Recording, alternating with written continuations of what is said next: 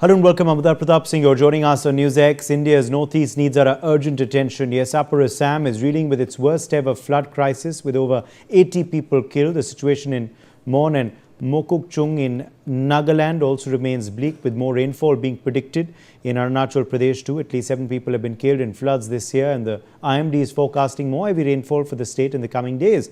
Rivers are continuing to swell, thousands have been displaced, roads and bridges have been washed away and thousands have been displaced. Rescue teams are racing against time to reach stranded families. While the immediate priority is saving lives, Indians need to pay special attention to the northeast. While politicians reduce this to blame game, our focus here is to find a solution collectively as one country. We're being joined today by journalists from the northeast who will help us understand what's happening, what are the immediate priorities, and what should we do next to solve a difficult ecological crisis. Joining us live is Priyom Kirti Hazarika, Central Institute of Technology, Kokrajhar. Bikash Chetri, senior journalist, also is with us live. Jyotisman Sharma, senior journalist, also joins us on the broadcast. Mayuk Das, student from Delhi University, is also with us on the program. Let me begin with you first, Priyom Kirti Hazarika, on the situation on ground right now. Dire is it? How bad is this year's flooding from what you've seen in the past few years? And what really is the struggle right now? What is the biggest difficulty that teams on ground are facing in their rescue and relief? Greetings, everyone. First of all, I would like to appreciate each and every one of the individuals and volunteers who are working day and night to rescue the people, to provide them with relief and some comfort in this time of great devastation. So. It's really disheartening to see all these people suffering. Like, it's been a reoccurring situation for us in Assam. Um, People are still facing shortages in food supplies and water supplies, as well as the sick people amongst them. They're facing a lot of problems in this case. I presume you're a student at that institute in Kokrajhar, Priyam. So what problems are you facing there in your studies, in academics? Are classes being disrupted as well? We are seeing, of course, how equipment has been damaged, which is why free textbooks are also being distributed. What problem are students on ground facing? I would like to say that, fortunately, in here in Kokrajhar, there's no flash floods or any other stuff like that occurring. However, there are a lot of like my peers as well as my friends who are from North, like Upper Assam, and they have tell stories about how their close friends and families are suffering in Upper Assam, in Sibsagar, in Dibrugarh, and even in Nagaland. Fortunately for me, I'm facing no trouble at all with floods. However, a lot of people are suffering as of now, as we are speaking. Yes. Let me also join at this point Bikash Chetri. Bikash Chetri, are you there with us? Okay, I think we've lost his connection there. But Jyotisman Sharma, let me draw you in here on the situation on ground that you are seeing through your coverage, through your reports, Jyotisman. Is this the worst that you've seen in a number of years? Well, hopefully it is, yes, just because well, it is very worst condition right now. Some people, they have been sent back to like a decade back just because they need to ride back for a long time. Well, it is very crucial and very, a very emotional time for Assam right now, especially a district like Sibsagar, Soradio, and Jorhat. And those districts, the people like approximately 4 lakhs people have been affected so far. And it will take a really, very long time to revive back their houses, their livelihood. Uh, Everything has been destroyed. Everything has been finished offline. Some government is very taking very good initiative, and not only some government. If I would like to tell that NGOs, some social influencers, and And people from other parts of Assam also coming together and helping hand to the some people right now. And to be honest, that Frank, that it's very emotional on the ground, and now the flood speed is there, and it'll take a longer time, and some government also need to help those people to take back the debris from their houses, from the school, colleges. Everything was just shut down, and they are just counting the days that the good days will come. The water, but anyhow, the water level has been decreased, but the mud, debris, and spirit is all over their houses, and people all are coming together and trying to clean their homes, but unfortunately, somewhere they are having the shortage of bleaching powder. Talking about phenyl and other parts, other things. It's very shortage in that particular location, because the road connectivity has been destroyed, railway connectivity has been destroyed, and it will take some time to set back the connection again. It is very emotional. It is very heartfelt to everyone.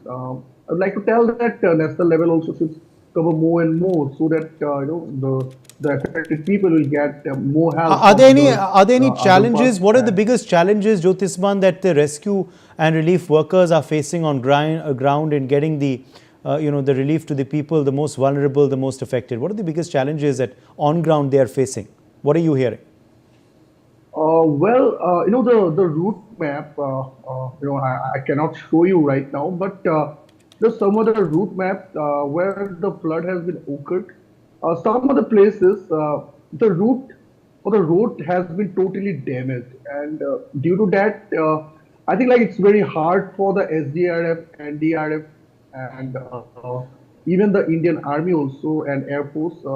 It is very challenging for them to reach on those locations, and due to that, that numbers have been also increased. The water flow was there for a very long time. Their houses were destroyed completely. Some were saved their life by lying on a tree, by climbing on a tree, and they're just praying that hopefully SDRF and NDRF will reach to them and recover them from that place. And those the route map is it's kind of a challenging for those people, and it is also very hard to reach them, the NGOs, because still now the connectivity and also the dead bodies of animals, or whether it's a human life, it's everywhere. It's stinking, and it's very difficulties to take breath over there.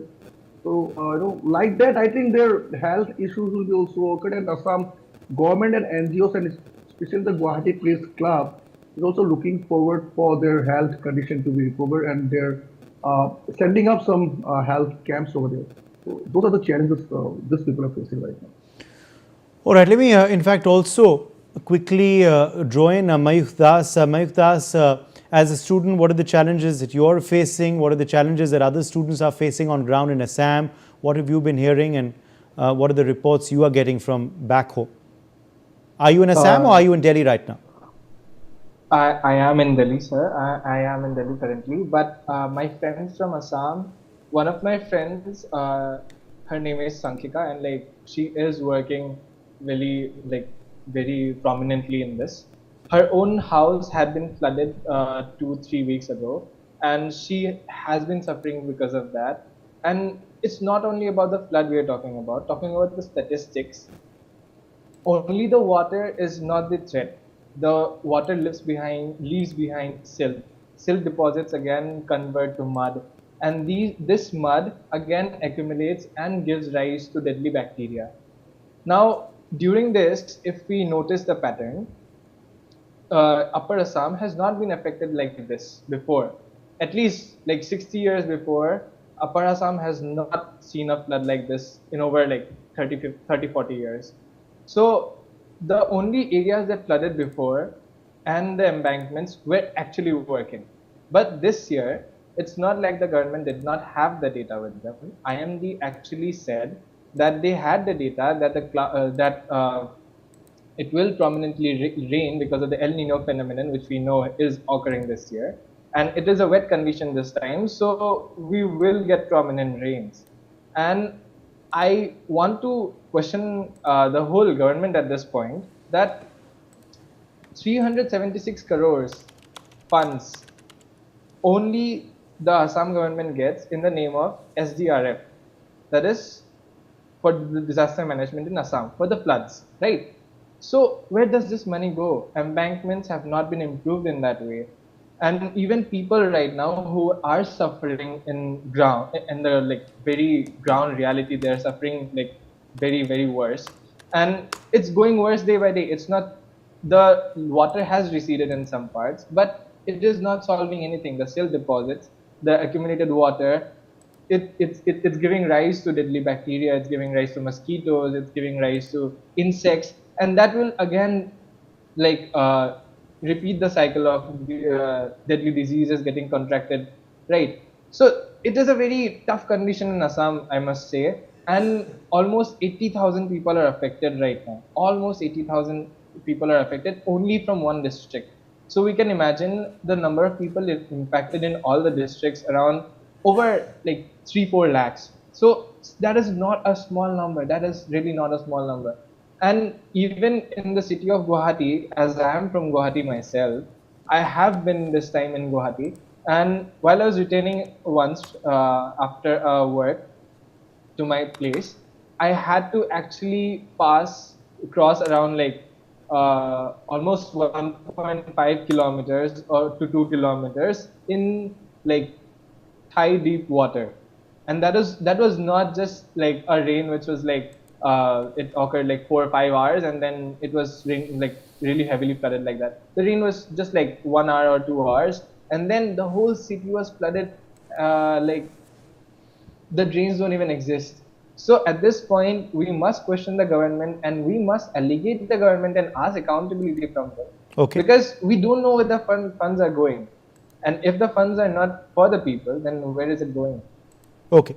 Let me in fact quickly also ask you about, now also Mr. Okay, I believe we also have our other guest who is back with us now, Bikash Chetri, senior journalist, has joined us now. Bikash Chetri, if you're able to hear me now, I was trying to bring you in here earlier on what reports you are getting from on ground in your coverage. Is this the worst that you've seen in your reportage over the last few years? Bikash Chetri, what challenges on ground are teams facing in getting rescue and relief to those displaced and vulnerable? And also, are you seeing now, cutting across society, people extending a helping hand?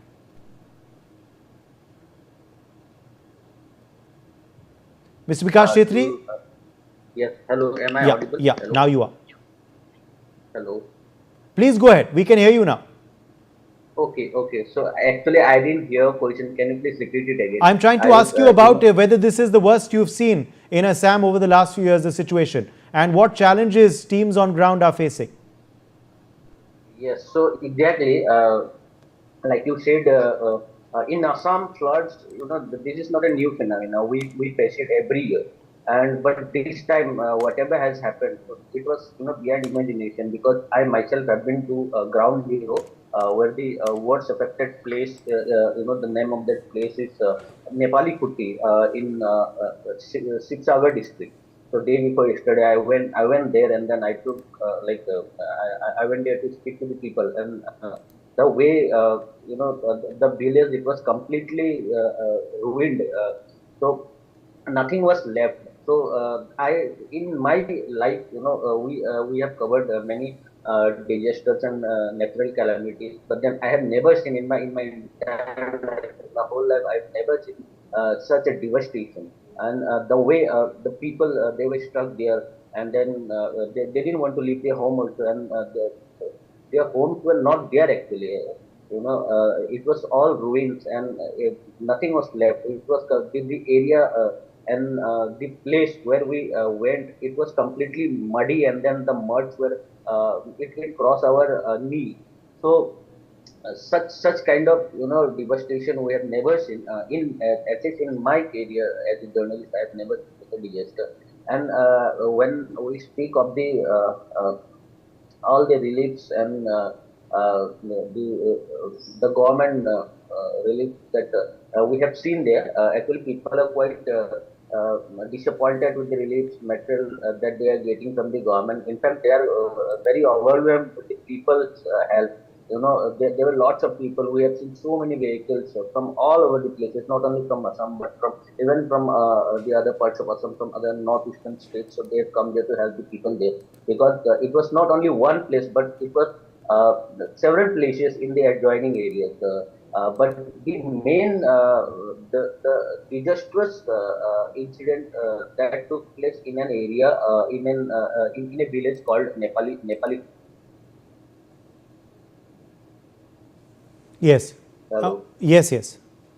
And also now the weather forecast, Bikash, what is that looking like? Is the situation getting better, or is there more rainfall expected which could worsen the situation?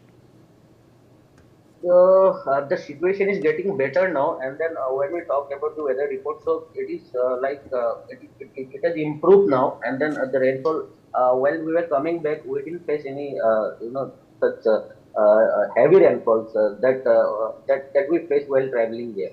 So it has quite improved now, and then if the rainfall occurs again, so there might be a chance that the region can get flooded again. But then, yes, and the government, the IMD, they have also forecasted that there will be no such heavy rainfalls, which happened those 3 days, because in those 3 days it was beyond, I think 4 times higher the rainfall that we received here, and that the people from the upper Assam that they received there, and so such kind of rains, so the IMD has not predicted actually. Yes. Okay. Let me ask Jyotisman as well now about solutions, Jyotisman Sharma, because we need solutions to make sure that the situation doesn't happen year after year.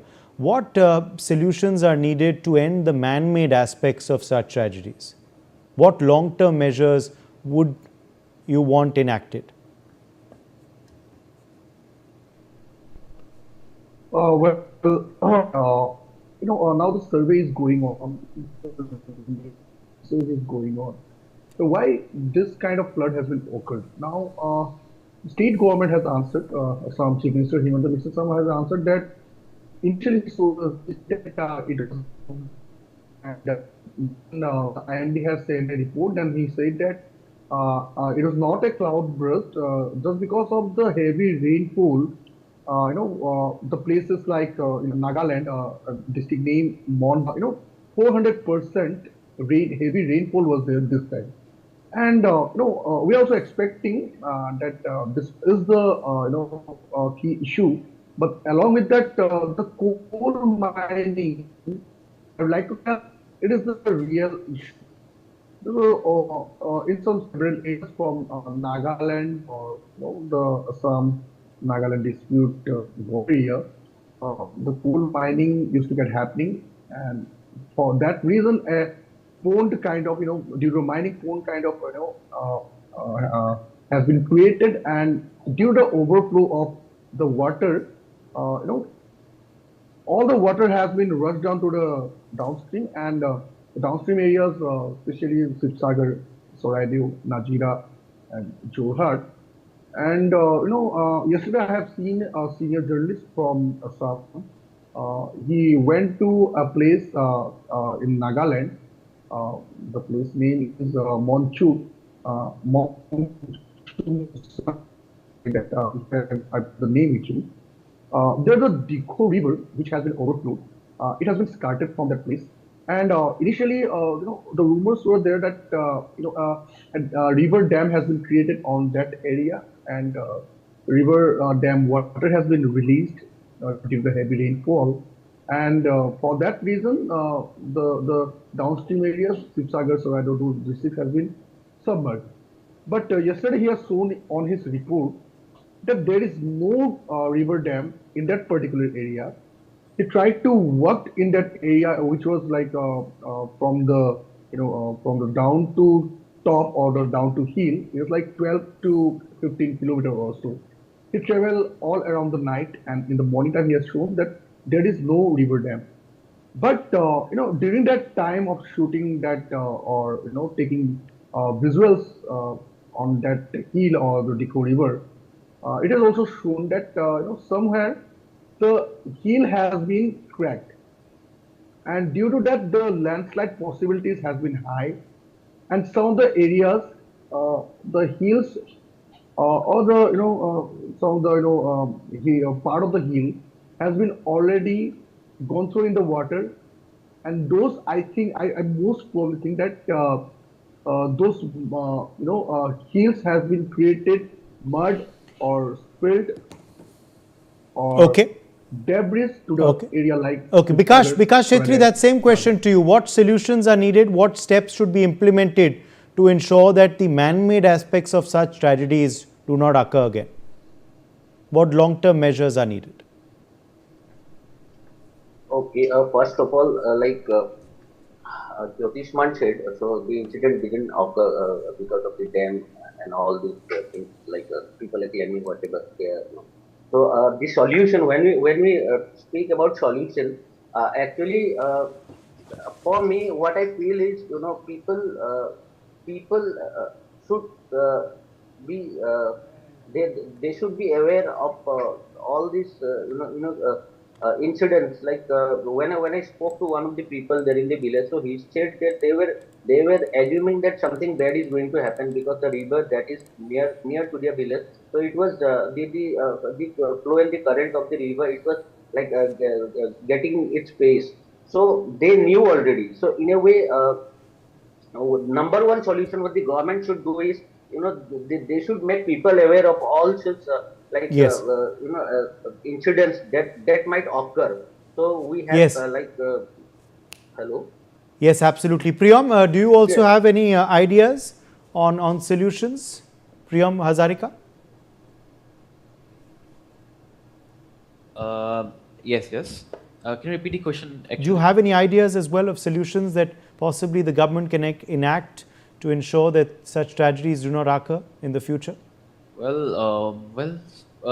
Assam is like flood. There is a high chance of flood in Assam anyway. But however, there might be no perfect solutions. However, a good planning might decrease the chances of such incidents occurring. Like we already know that this floods might happen, and it's a reoccurring disaster, right? So people already know that this might happen. However, this thing is that the government is more investing on reliefs rather than the planning ones. They are getting the funds, The however priority, they are not. obviously, whenever such a tragedy occurs immediately is rescue and relief. But yes, then of course, long-term measures need to be enacted. Mayuk Das, any ideas you have? 30 seconds quickly. Yeah, so my answer would be Assam is a valley which is located at the foothills of all the northeastern hills.